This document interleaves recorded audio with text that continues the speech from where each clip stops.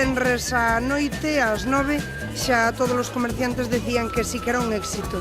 A verdade é que sí que notamos que hai cousas que mellorar no caso de repetir outra vez nesta localización, como por exemplo mellor estar mellor equipados para as condicións atmosféricas frías, ter o mellor estufas nos stands ou o mellor unha barra de bebida ou de alimentos aquí dentro sería a verdade que aconsellable. Pero a verdade é que todos están cumplindo os seus obxectivos, que era pois facer ese tipo de limpeza e poder sacar á rúa artigos que sexan pois con bastante boa salida.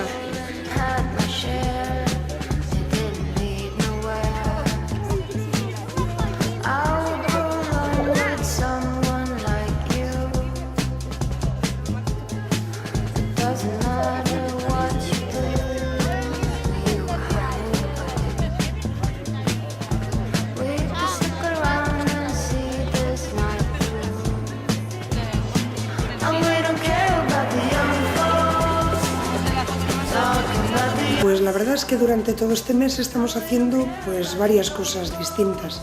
Acabamos de realizar este fin de semana la Feria del Stock, ahora ya estamos que esta semana celebrando el Día del Padre, entonces lo que vamos a hacer es una campaña muy parecida a la que se hizo hace 2 años para el Día de la Madre. En este caso, con nosotros van a colaborar 3 asociados, la confitería Cerviño, la pastelería Royal y Maíz que Pan, ofreciendo unos detalles para repartir entre los comercios asociados. Lo que estamos haciendo nosotros durante esta semana es unas bolsas que le vamos a entregar a cada uno de los comerciantes que está asociado, de los 82, que tienen unos detalles. Pues tienen un detalle de Maíz que Pan, un detalle de Cerviño o un detalle de Royal, de pastelería Royal, para que ellos entreguen desde sus establecimientos a sus clientes. Entonces, en este caso, vamos a entregar 2.500 detalles entre todos los comerciantes.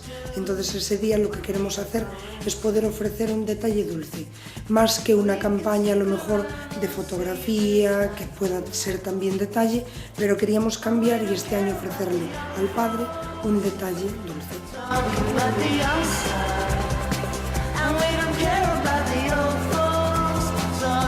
The old style too.